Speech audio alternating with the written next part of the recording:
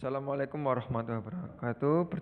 Dengan saya kembali dalam materi ilmu bahan listrik. Pada mata kuliah ilmu bahan listrik ini kita akan membahas tentang fiber optik. Ya, untuk kalian-kalian yang masih pada rebahan, tolong untuk bangun sebentar ya. Kita belajar dulu tentang ilmu bahan listrik berikutnya. Kita lanjutkan pada materi tentang fiber optik. Nah, dari sini ada yang pernah dengar nggak kalimat fiber optik? Mungkin kalimat fiber didengar di apa? Biasanya material bahan kapal ya, fiber. Kalau optik ya optik mentawai kacamata itu, atau optik apa yang jualan kacamata ya. Nanti fiber optik itu apa? Secara bahasa ditulis ya di tugas risumnya ya. Fiber optik secara bahasa artinya apa? Nah, jadi fiber atau serat itu, serat berarti kan berserat-serat ya, ada bagian kecil-kecil yang menyatu. Nah, serat optik atau fiber optik atau optik fiber itu suatu bahan yang transparan dan dapat menyalurkan cahaya. Cluenya apa? Cluenya di sini apa? Bahan yang transparan dan dapat menyalurkan cahaya. Dan fiber optik itu merupakan suatu cabang ilmu yang membahas tentang penggunaan serat optik bisa sebagai alat komunikasi. Salah satunya komunikasi itu berarti apa? Adanya apa? Transfer data dari apa? Dari energi apa dulu? Di sini ada perubahan konversi energi dari energi cahaya yang dikonversi menjadi energi listrik. Nah, jadi konversi energi di cerita serat optik itu diawali dari apa dulu? Energi listrik yang dijadikan sebagai apa? Sumber atau transmitter, kemudian dikonversi menjadi energi cahaya dari lampu LED. Dari lampu LED akan mengeluarkan apa? Cahaya. Terus cahayanya disalurkan melalui fiber optik. Di situ cahayanya berjalan. Nah, di ujung fiber ada luaran berupa cahaya yang ditangkap oleh suatu sistem komponen elektronika, kemudian dibaca sebagai energi listrik. Jadi konversinya listrik, cahaya, listrik itu ya. Paham ya sampai sini ya konversi energi di cerita fiber optik. Nah, lanjut. Nah, ini sejarahnya ini. Sejarah dari serat optik ditemukan pada tahun 1870. Wah, di tahun yang sama di negara kita masih penjajahan ya Mas, perang-perangan ini. Tapi seorang John Tyndall itu mendemonstrasikan konsep serat optik pertama kalinya. Waktu itu nggak sengaja dia meletakkan air di ember yang berlubang. Kebetulan ada light source, sumber cahaya. Nah, dari lubang ini ada cahaya yang ikut mengalir, ikut melewati apa? Lintasan air yang keluar dari ember yang berlubang. Nah, ini adalah rangkaian sistem komunikasi serat optik. Nah, tadi sudah saya jelaskan di awal ada konversi energi listrik, bisa juga berupa suara. Nah, kalau energi suara yang digunakan sebagai inputan, maka luarannya juga menghasilkan energi suara. Nah, nanti tugas kalian itu ditulis ya di resume keunggulan fiber optik itu apa, sama kekurangannya. Nah, untuk teori dasar optik itu diawali dari indeks refraktif. Refraktif itu apa? Nanti dilihat ya. Ada reflektif, ada refraktif. Reflektif itu pantulan, berarti refraktif itu pembiasan. Di mana ada suatu proses di dalam fiber optik yang terjadi oleh cahaya itu sendiri. Ada yang reflektif atau mantul-mantul, ada yang refraktif, pembiasan. Nah, indeks refraktif itu mempunyai nilai di mana nilai-nilai tersebut ada pada jarak pergerakan antar refraktif cahaya. Kalau ada jarak dan dia bergerak dengan waktu tertentu, maka didapatkanlah nilai apa? Kecepatan cahaya. Nah, karena kecepatan cahaya ini melewati suatu bahan fiber, nah, kita bisa mengetahui nilai kecepatan cahaya pada bahan sama dengan kecepatan cahaya di ruang hampa. Nanti berapa ya kecepatan cahaya itu, berapa nilainya, ditulis di resume, dibagi indeks refraktif. Jadi indeks refraktif itu sendiri bisa didapatkan dari apa? Kecepatan cahaya di ruang hampa dibagi kecepatan cahaya pada bahan. Berapa yuk nilai kecepatan cahaya di ruang hampa? Nah, dilihat ya, dicari berapa kali berapa meter per sekon. Nah, makanya dari sini kecepatan cahaya inilah kalau kita kaitkan dengan hal-hal yang gaib ya. Kenapa sih hantu nggak bisa dilihat, malaikat nggak bisa dilihat? Yo, kecepatannya berapa mereka kalau lari?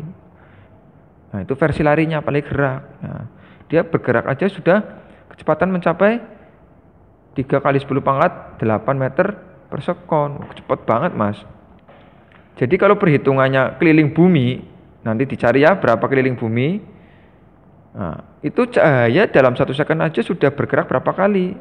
1 second loh ya. Berapa kali? 12 kali kurang lebih ya perhitungannya ya. Per sekon. Jadi cahaya per sekon itu udah ngelilingi bumi berapa kali? 12 kali. Nah, makanya kalau kamu bisa ngeliat setan itu hanya tipeng-tipeng, Mas. Bohongan semua. Nggak ada. Alam gaib itu makhluk gaib yang diciptakan dari api berupa ada efek cahayanya dan bisa terlihat atau tertangkap oleh kamera. Kalaupun ada berarti mempunyai energi yang besar. Nah, energi untuk apa? Untuk berhenti. Lanjut ya, kita kaitkan ke hukum Snellius. Nah, kalian udah pernah tahu hukum Snellius di SMA, nanti ditulis di resume, hukum Snellius itu ada berapa, berbunyi apa aja. Nah, saya jelaskan singkat aja. Hukum Snellius itu salah satunya ada cahaya datang, cahaya bias, dan garis normal dalam satu bidang. Ya, kalau bercerita tentang refleksi ya ada cahaya datang, cahaya pantul, dan garis normal terletak pada satu bidang. Persamaan yang digunakan apa? Ada N1 sin sudut datang, sin sudut bias cahaya, bias datang ya sudut datang cahaya.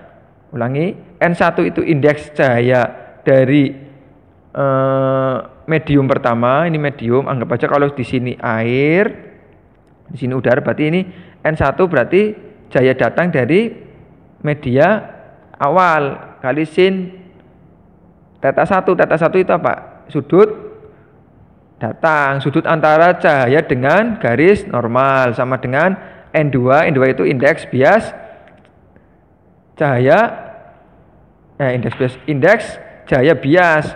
Indeks cahaya bias pada apa? Medium 2, berarti medium setelah melewati garis normal kali sin theta 2. Tetanya sudut antara cahaya bias dengan garis normal. Ya, nanti ditulis ya hukum Snelliusnya gimana ya. Buat tugas di resume. Nah, teori dasarnya nih. Karakteristik cahaya mempunyai sifat perambatan linear. Linear itu lurus ya. Ada pembiasan dan ada pemantulan, refraksi dan refleksi. Nah, pada gambar di bawah ini dijelaskan sifat cahaya melalui sebuah medium. Mediumnya media.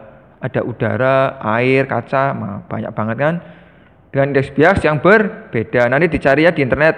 Berapa sih indeks bias cahaya? Berapa sih indeks bias medium yang bisa dilatih cahaya itu nilainya berapa? Nah, nanti ditulis ada udara, kaca, air, dan lain-lain ya. Itu nilai indeks biasnya berbeda-beda. Ditulis ya, dicari di internet. Mungkin beberapa cahaya akan dipantulkan kembali ke medium pertama dengan besar sudut pantul sama dengan sudut datang, dan sisanya akan diteruskan melewati medium yang kedua dengan pembiasan. Nah, seberkas cahaya yang melewati suatu medium akan dipantulkan dan atau dibiaskan tergantung pada nilai indeks bias atau kerapatan medium tersebut. Nah, pemantulan total terjadi apabila seluruh gelombang dipantulkan sempurna oleh suatu bidang penghalangnya. Jadi cahaya di dalam fiber itu terjadi pembiasan, yang pasti pembiasan. Nah, Pak, tapi bisa terjadi pemantulan? Bisa. Syaratnya apa? Syaratnya sudut datang akan melewati apa? Sudut kritis. Nah, nanti kamu cari tahu sudut kritis itu yang gimana. Nah, kalau dibesarkan terus akan terjadi pemantulan sempurna. Jadi yang harusnya bias malah terjadi pemantulan. Jika apa? Jika sudut datang melebihi sudut kritis ya. Nanti kamu cari tahu ya sudut kritis itu berapa. Nah, di sini disebutkan sudut kritis itu apabila jika pemantulan membentuk sudut 90 derajat. Nah, paham ya? Jadi jika 90 derajat nilai dari sudut bias, jadi cahayanya itu tepat melewati perbatasan medium, berarti kan nilainya 90 derajat sudut biasnya. Nah, maka nilai sudut kritis itu bisa didapatkan dari sin theta N2 per N1. Sin 90 kan 1, berarti jadi tetanya itu berapa? Berarti aksin, nanti di kalkulator pakainya aksin N2 per N1 itu nilai daripada apa? Nilai daripada sudut kritis. Nah, jadi jika cahaya yang datang melebihi sudut kritis, yang terjadi adalah pemantulan sempurna atau pemantulan kembali. Nah, berikut nilai spektrum frekuensi cahaya.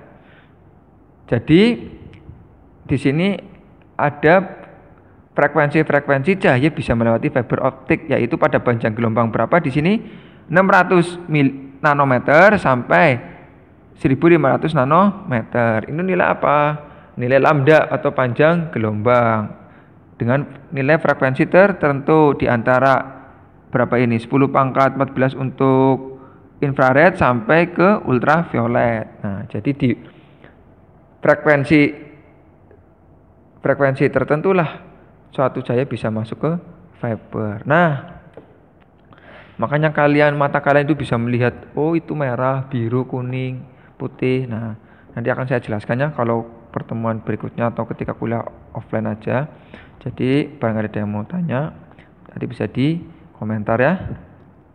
Nah, Pak, gelombang radio bisa masuk fiber optik? Ya nggak bisa, karena bukan frekuensinya. Biar bisa masuk di apa? Dikonversi energinya dari apa? Radio luarannya apa? Suara, energi suara dikonversi menjadi energi apa tadi? Listrik. Dari listrik ke cahaya baru masuk ke fiber. Gitu ya, paham ya? Proses konversinya ya.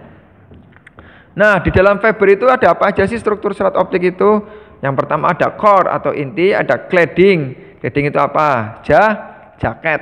Nah, yang terakhir coating, selimut. Jadi core, cladding, coating. Ada inti, ada jaket, cladding, terakhir coating, selimut. Nah, nanti ditulis ya struktur serat optik itu apa aja. Di bagian ini ditulis di risam. Bagian-bagian dari serat optik. Lanjut ke prinsip perambatan cahaya. Nah, seperti yang tadi saya sudah jelaskan, bahwa persyaratan agar cahaya dapat merambat itu di dalam inti serat optik ada dua. Pertama, indeks bias core itu inti, harus lebih besar daripada indeks bias claddingnya. Yang kedua, sudut datang sinar harus lebih besar daripada sudut kritis.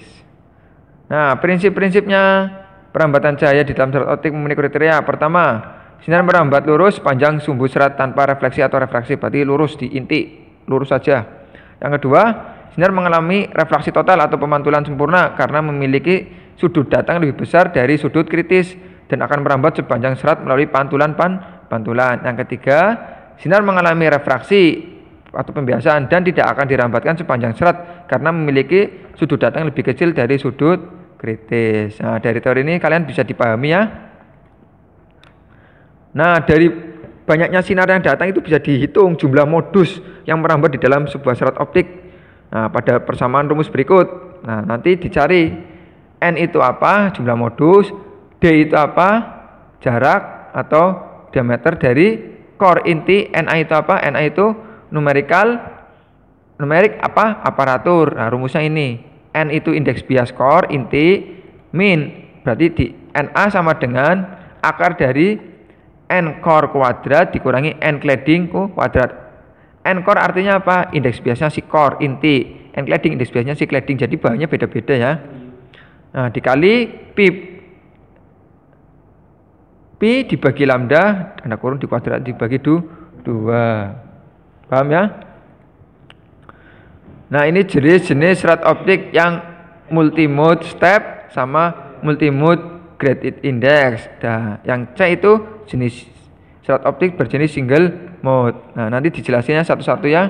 Apa sih yang serat optik multimode itu dan apa sih serat optik single mode, ditulis ya di dalam apa? Risam. Terus sifat-sifatnya, kira-kira kalau single mode itu untuk panjang gelombang berapa nanometer, kalau multimode itu berapa nanometer. Paham ya? Nah, ini karakteristik transmisi serat optik apabila menggunakan konversi energi, di mana ada rugi-rugi. Nah, rugi-rugi serat optik itu satuannya apa? dB, desibel per kilometer, di mana L adalah panjang serat optik dalam kilometer, PI daya optik yang ditransmisikan atau masuk ke dalam serat optik dengan satuan watt, dan PO adalah daya optik yang keluar dari serat optik dalam bentuk watt. Jadi menghitung rugi-rugi serat optik itu ada faktor L panjang serat optik sama daya input, terakhir daya output, satuannya watt. Rugi-rugi serat optik itu terjadi karena 3 faktor utama. Pertama, absorpsi, hamburan, dan bengkokan. Jadi rugi-rugi serat optik menyebabkan pelemahan intensitas, sehingga intensitas yang sampai pada penerima atau receiver menjadi lebih kecil daripada intensitas yang dikirimkan dari sumber cahaya. Dari nilai receivernya itu lebih kecil ketimbang transmitternya. Itu kenapa? Karena ada apa? Rugi. Nah, bisa jadi terjadinya rugi-rugi itu karena ada 2 bahan inti atau adanya material yang tidak jernih atau cukup jernih, sehingga cahaya itu terganggu di dalam fiber optik.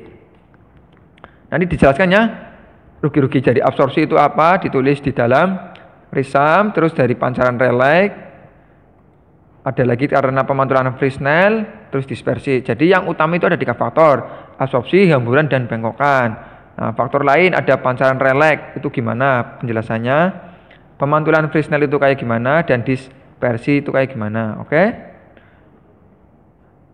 Terus berikutnya rugi-rugi lekukan. Tadi bengkokannya atau lekukan. Ada 2, makro bending sama mikro bending. Nah, ini juga dijelaskan ya di resume. Makro bending itu gimana? Terus gambarnya kayak apa kalau makro bending? Nah, kalau mikro bending itu kayak gimana? Paham ya sampai sini ya? Yang terakhir ada material-material serat optik. Jadi jenis-jenis serat optik itu materialnya terbuat dari berbagai macam material. Ada dari serat optik kaca, serat kaca halide, serat optik aktif, serat optik plastik cladding, dan serat optik plastik atau POF. Polimer, singkatannya apa POF? Nah, cari ya POF singkatannya apa? Polimer optic fiber. Jadi nanti ditulis di tugas juga material serat optik itu penjelasannya gimana. Terus kalau bisa tambahan untuk mencari gambar di Google ya, serat optik kaca kayak apa, serat kaca halide kayak apa, serat optik aktif kayak apa, serat optik plastik cladding kayak apa, yang POF itu kayak apa. Cari di Google gambar, dicetak. Oke? Nah, sebenarnya serat optik buat apa sih, Pak? Hubungannya sama teknik listrik. Bisa digunakan untuk apa? Sensor. Nah, karena yang kedua pengganti dari apa? Tembaga. Nah, nanti dicari itu kelebihannya apa. Nah, paham ya sampai sini ya? Ini dijelaskan juga di resume untuk sensor optik itu yang gimana. Cari contohnya. Contoh dari aplikasi fiber optik untuk sensor di internet. Contoh ya, masing-masing anak itu mengerjakan 3 contoh. Cari contohnya untuk sensor apa aja. Gitu ya. Nanti kalau ada pertanyaan bisa disampaikan di kolom komentar. Saya kira cukup. Mohon maaf kalau saya ada salah kata. Yang belum paham bisa tanya di komentar. Sekian untuk perkuliahan tentang fiber optik. Wassalamualaikum warahmatullahi wabarakatuh.